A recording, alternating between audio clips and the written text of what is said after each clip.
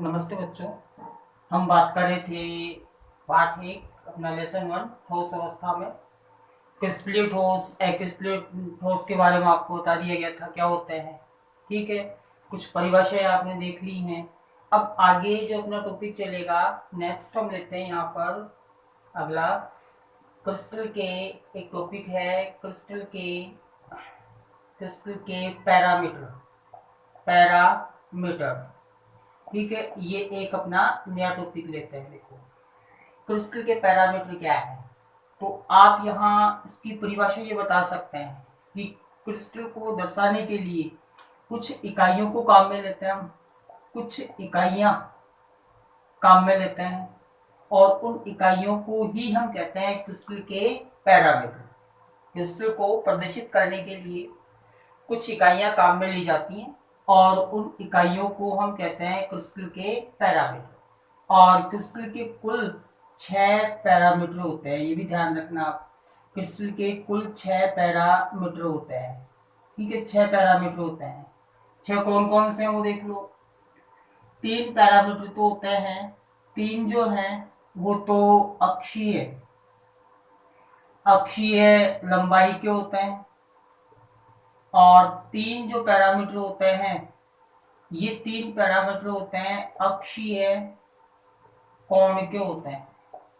एक क्रिस्टल में कुल 6 पैरामीटर होते हैं, 3 अक्षीय लंबाइयों के और 3 पैरामीटर होते हैं अक्षीय कोण के। अक्षीय लंबाइयों को हम लिखते हैं ए अक्षीय लंबाई को हम लिखते हैं ए, बी और सी के द्वारा। और अक्षीय कोण को हम व्यक्त करते हैं अल्फा, बीटा और गामा, इनके द्वारा दर्शाते हैं। तो क्रिस्टल के कुल 6 पैरामीटर है, 3 अक्षीय लंबाइयों के और 3 पैरामीटर होते हैं अक्षीय कोण के। अक्षीय लंबाई होती है एबीसी और अक्षीय कोण को हम लिखते हैं, दर्शाते हैं अल्फा, बीटा, गामा के द्वारा। देखिए यहाँ हम एक क्रिस्टल को बना करके ये पैरामीटर इसमें दर्शा सकते हैं।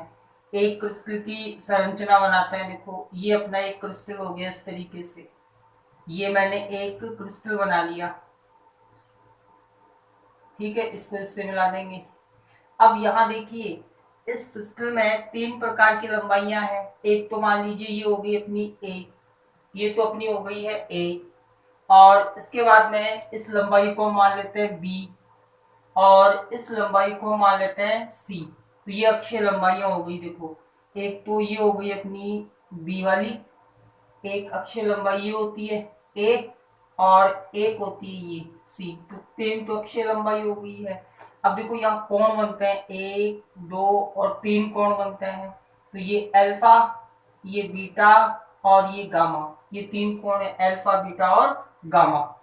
तो क्रिस्टल के कुल 6 पैरामीटर हैं, वो इस प्रकार आप प्रदर्शित कर सकते हैं। एक तो बिंदु अपना ये है। ठीक है, प्रश्न देखो क्या आता है, क्रिस्टल के कुल कितने पैरामीटर होते हैं। तो आप क्या बताना है, क्रिस्टल के कुल 6 पैरामीटर होते हैं, 3 अक्षीय लंबाइयों के ए, बी, सी और 3 होते हैं अक्षीय कोण के अल्फा, बीटा और गामा। नेक्स्ट आगे चलते हैं। देखो अगला बिंदु हम लेते हैं, ये क्रिस्टल का पैरामीटर कंप्लीट। अब हम बिंदु यहाँ लेते हैं एक नया, 7 क्रिस्टल समूह किसे कहते हैं। नेक्स्ट जो हम बिंदु यहाँ पर लेंगे वो है 7 क्रिस्टल 7 क्रिस्टल समूह। इसका अर्थ क्या है, 7 क्रिस्टल ग्रुप या समूह क्या है, ये आपको यहाँ बताना है। देखिए आप जानते हैं कि एक जो सरल मात्रक कोष्टिका होती है, सरल को हम आद्य भी कहते हैं या इसको हम मूल मात्रक कोष्टिका भी कहते हैं, मात्रक कोष्टिका ये भी कहते हैं। ठीक है, तो सरल या मूल या आद्य मात्रक कोष्टिका में 8 क्या होते हैं, अवयवी कण होते हैं। और ये 8 अवयवी कण कहाँ पर होते हैं, ये कोनों पर होते हैं। ये हमने पहले जानकारी प्राप्त कर ली है। सरल या आद्य मात्रक कोष्टिका या मूल मात्रक कोष्टिका में कुल 8 अवयवी कण होते हैं और ये 8 अवयवी कण ये कोनों के ऊपर पाए जाते हैं। और इस मूल मात्रक कोष्ठिका के आधार पर क्रिस्टलों को 7 भागों में विभाजित किया गया है। मूल मात्रक कोष्ठिका के आधार पर क्रिस्टलों को 7 भागों में या 7 समूह में विभाजित किया गया है, ठीक है, जिन्हें 7 क्रिस्टल समूह कहते हैं। या आप इसकी परिभाषा यहां दे सकते हैं। दोबारा सुनो, मूल मात्रक कोष्ठिका के आधार पर क्रिस्टलों को 7 समूह में वर्गीकृत या विभाजित किया गया है, जिन्हें 7 क्रिस्टल समूह कहा जाता है। और ये 7 क्रिस्टल समूह कौन से हैं? वो ये हैं, देखो भाई, ये जो 7 क्रिस्टल समूह बनाए हैं ये हमने पैरामीटर के आधार पर बनाए हैं। अलग अलग प्रकार के पैरामीटर में पाए जाते हैं। देखो याद क्या रखना है इसमें आपको, एक तो ये क्रिस्टल समूह है, इनके नाम आपको याद रखने हैं, 7 नाम। 7 कौन से हैं? एक घनीय है, एक चतुष्फलकीय है, विषम लंबाक्ष है, षटकोणीय है, त्रिकोणीय है, एकंताक्ष है, और एक है जिसको हम कहते हैं त्रिंताक्ष कहते हैं। तो ये 7 क्रिस्टल समूह बनाए गए हैं, ठीक है। अब देखो, अगर हम बात करें घनीय की, तो घनीय के जो पैरामीटर हैं वो क्या होते हैं? ए बी सी, ये तीनों बराबर होते हैं। ए बी सी क्या है? यहाँ अक्षीय दूरियां या अक्षीय लंबाई, तीनों लंबाइयां बराबर होती हैं, ठीक है। तो सारी लंबाइयां होती है वो बराबर होती हैं। और यहाँ अल्फा बीटा गामा ये कितने डिग्री के होते हैं? 90 डिग्री के। अक्षीय कोण है अल्फा बीटा और गामा, तीनों कितने डिग्री के माने जाएंगे? 90 डिग्री के। और इसका जो एग्जाम्पल है वो हम दे सकते हैं KCl और NaCl।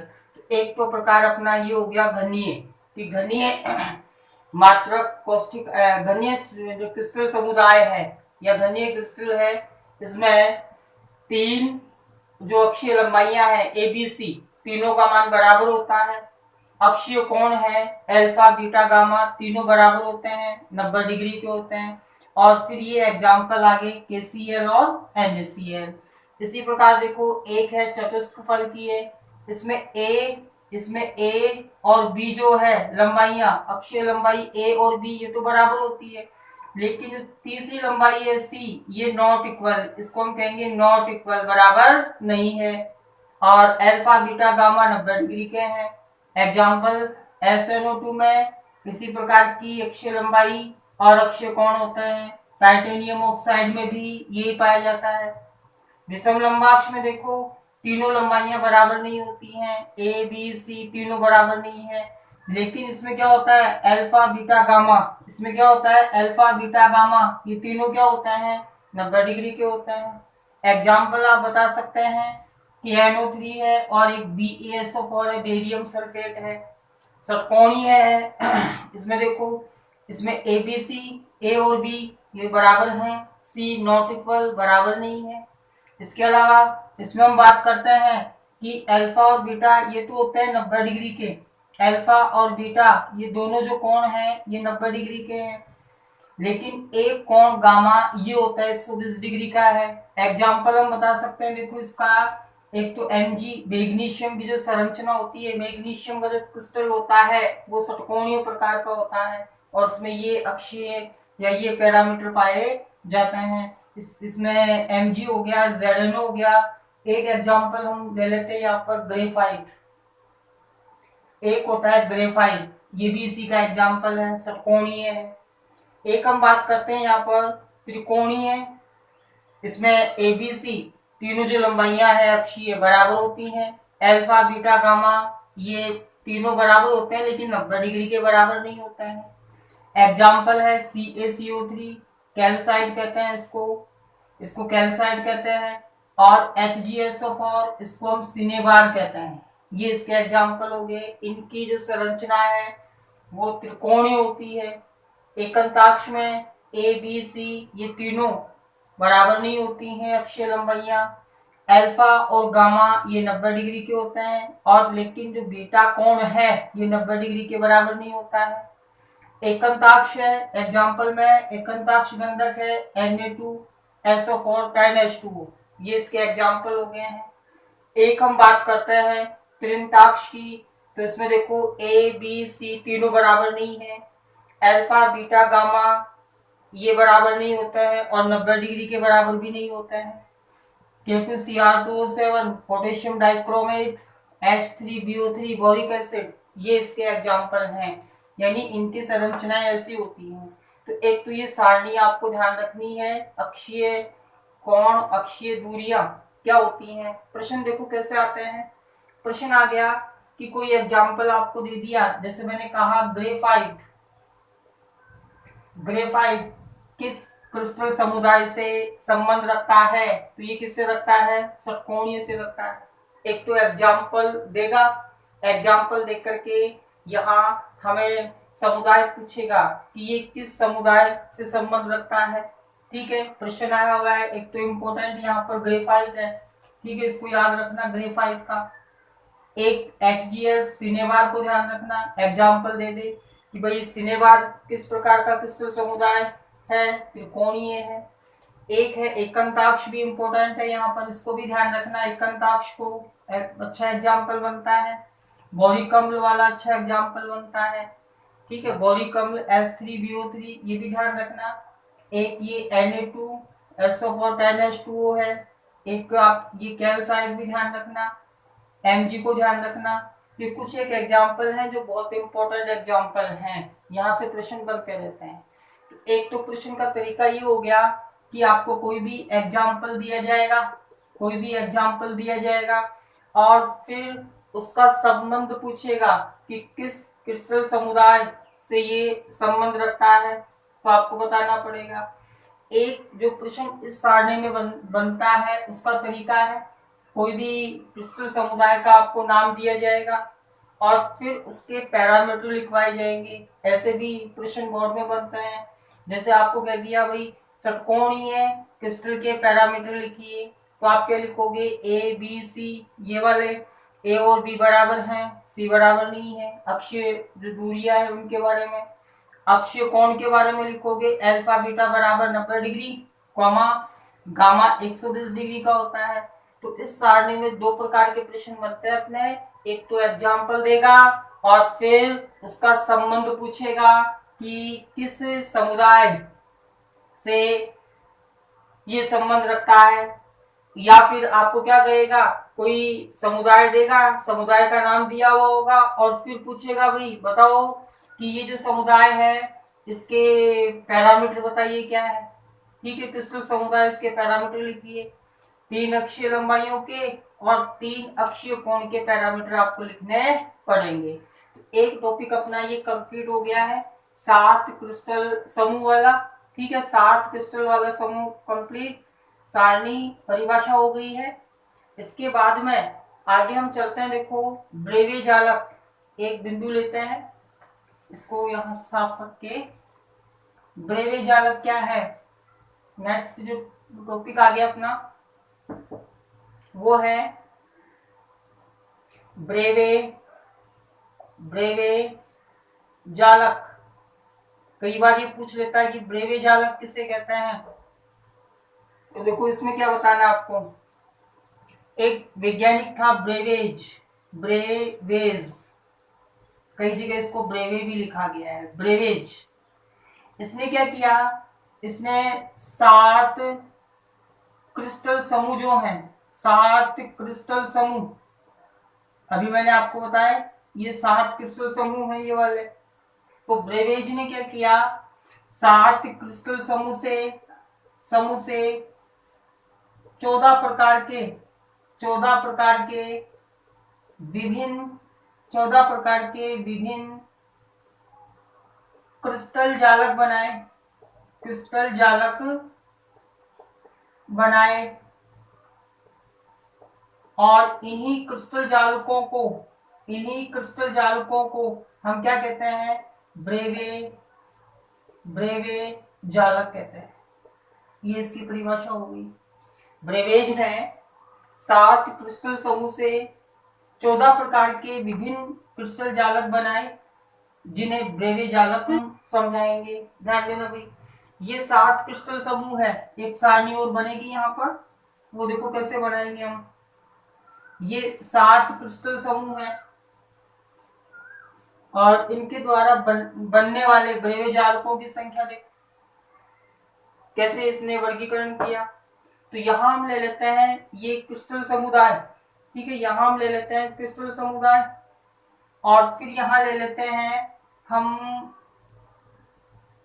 ब्रेवे जालक, ब्रेवे जालक ले लेते हैं, जालकों की संख्या, ब्रेवे जालकों की संख्या ले लेते हैं।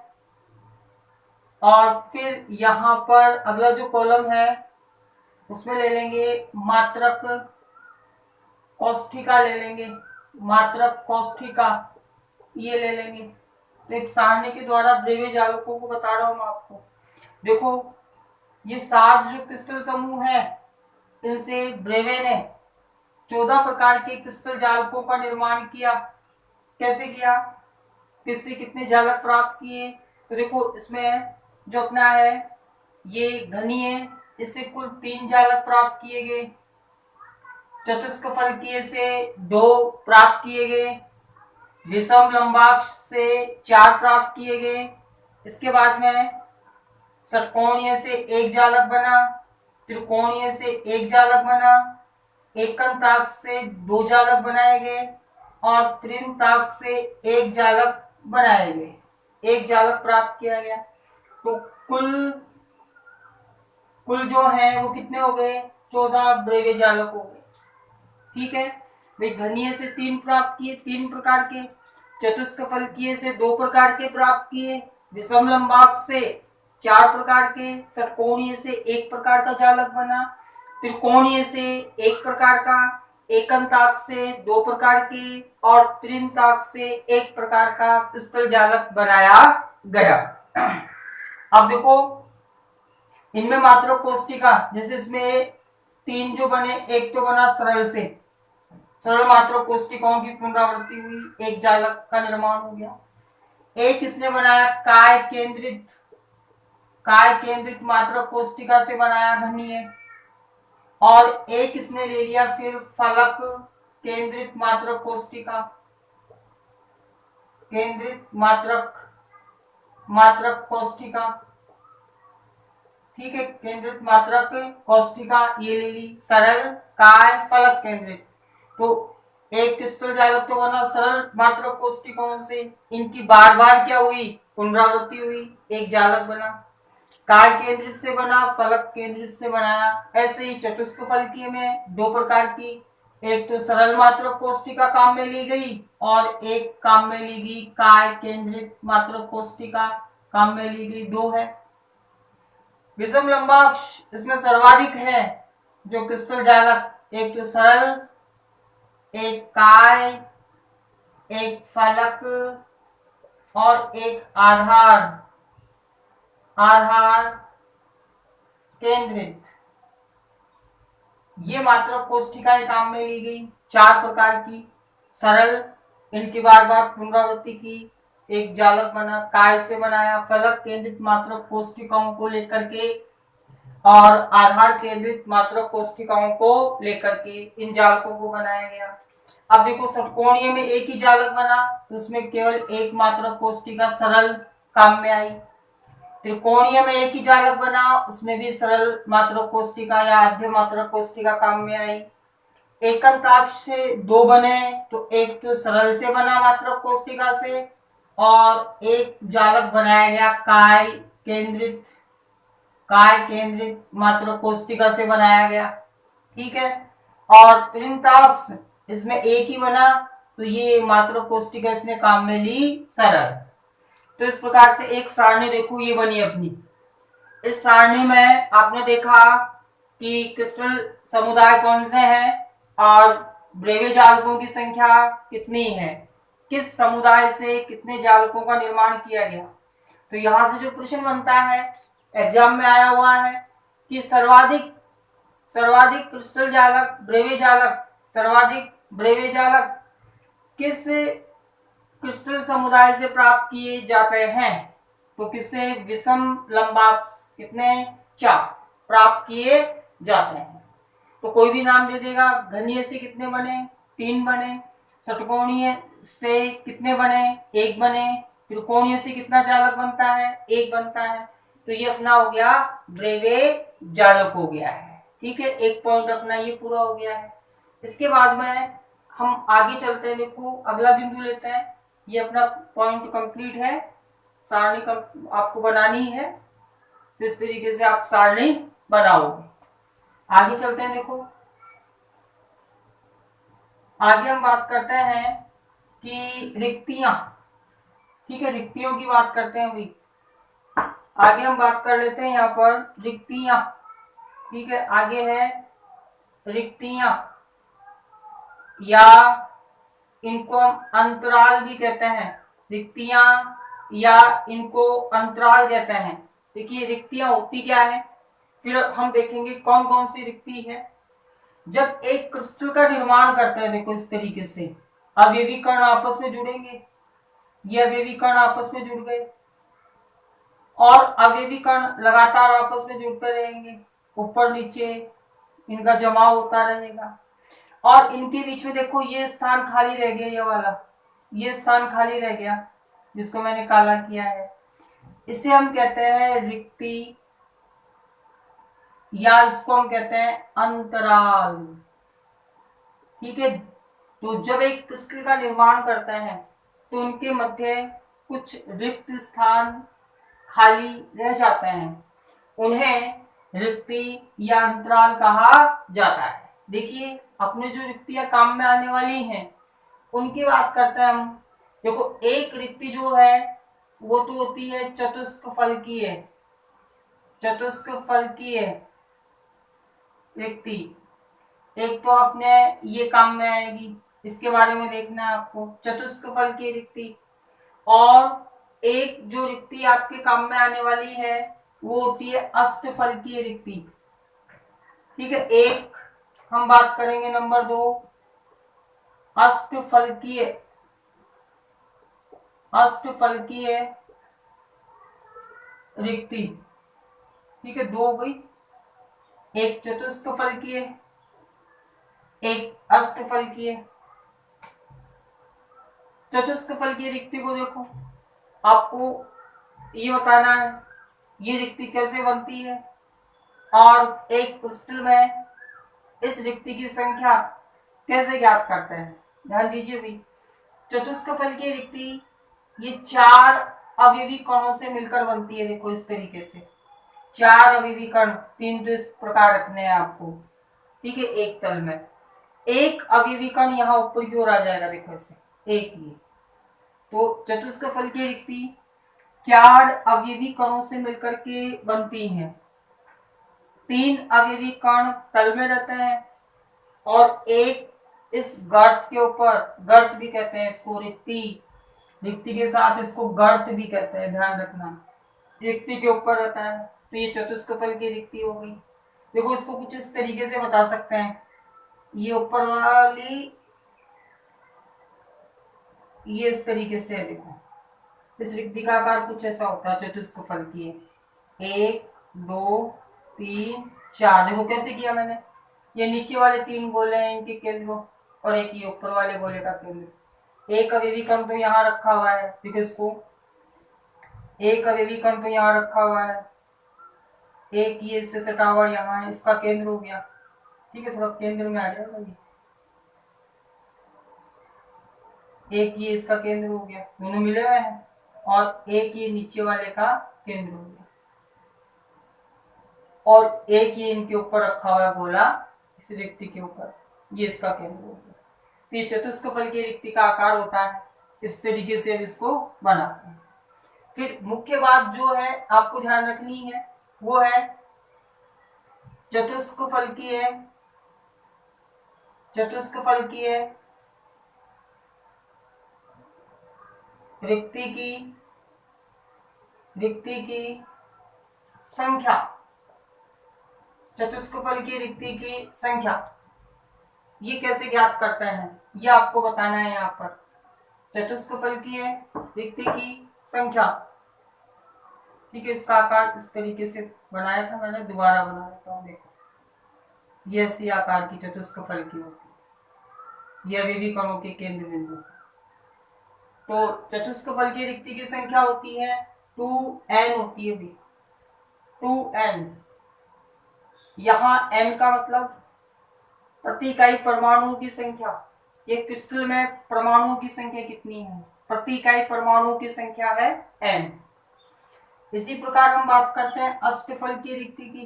तो आपको कहना है अष्टफलकीय रिक्ति 6 अवयवी कणों से मिलकर बनती है।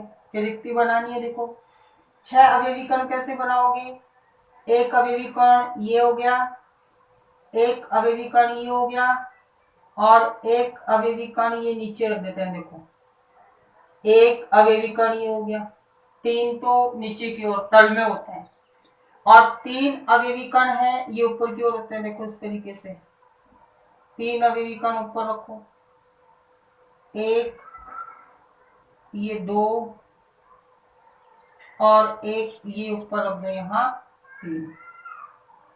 3 अवयवी कण नीचे होता है और 3 अवयवी कण है ये ऊपर की ओर रहते हैं। तो ये अष्टफलकीय रिक्ति का आकार हो गया है। 3 नीचे 3 ऊपर की ओर अवयवी कण रहते हैं, ठीक है। 3 नीचे रहते हैं और 3, देखो दोबारा बनाता हूँ इसको, एक बार दोबारा देख समझना इसको। देखो 1 2 और एक 3, 3 तो ये हो गए अवयवी कण, नीचे की ओर रहते हैं तल में। 3 अवयवी कण तो तल में होते हैं नीचे, और 3 ऊपर होते हैं। देखो कैसे, एक ये से सटा हुआ 2 और एक ये इसके ऊपर 3। ये हो गया अपना, ये अष्टफलकीय रिक्ति होगी। अगर 3 नीचे वाले गोलों के केंद्रों को मिलाए जाए, तो देखो 3 नीचे वाले गोले उनके केंद्रों को मिला दो, एक ये त्रिभुज बन जाएगा। और 3 ऊपर वाले को मिलाओ तो एक इनके केंद्रों को मिलाएंगे तो ये बन जाएगा। तो अष्टफलकीय रिक्ति का आकार ऐसा होता है, ठीक है। जब इनके अवयवी कणों के केंद्रों को मिलाएंगे तो अष्टफलकीय रिक्ति का आकार कुछ ऐसा दिखाई देगा, ठीक है। दोबारा देख लो बना करके, 3 गोले 1 2 और ये 3 नीचे वाले हैं ये इनके केंद्रों को मिलाओ, 1 2 3, एक त्रिभुज ये नीचे बन जाएगा। 3 ऊपर है, ऊपर कैसे रखे हमने, एक गोला तो ये 1 2 एक ये, इनके केंद्रों को मिलाओ 1 2 और 3, तो ये त्रिभुज बन जाएगा। ऐसा एक संरचना बनेगी। तो अष्टफलकीय रिक्ति का आकार इस तरीके से आपको बनाना पड़ेगा। एक देखो अष्टफलकीय रिक्ति की, अष्टफलकीय रिक्ति की संख्या, रिक्ति की संख्या ये होती है n। अष्टफलकीय रिक्ति की संख्या कितनी होती है, n। यानी n का मतलब प्रति इकाई परमाणुओं की संख्या। आप किसी भी क्रिस्टल में अष्टफलकीय चतुष्कफलकीय रिक्ति निकाल सकते हैं, ठीक है। जैसे मैं कहूँ आपको कि भाई एक है अपना सरल घनीय क्रिस्टल है, भाई सरल घनीय क्रिस्टल, तो इसमें सरल मात्रा कोष्टिका है, इसमें प्रति इकाई परमाणु कितने हो जाएंगे, 1 हो जाएगा। तो अष्टफलकीय रिक्ति पूछे तो कितनी, 1। चतुष्कफलकीय रिक्ति पूछी जाए तो कितनी, 2, ठीक है। इस प्रकार हम ये रिक्तियों की संख्या या रिक्तियों के बारे में बात करेंगे। तो आज अपना टॉपिक हो गया क्रिस्टल के पैरामीटर हो गए, 7 क्रिस्टल समूह हो गया, ब्रेवे जालक हो गया, रिक्तियां अंतराल, चतुष्कफलकीय और अष्टफलकीय। आगे इस पर देखो कुछ प्रश्न बनाकर हम करेंगे नेक्स्ट।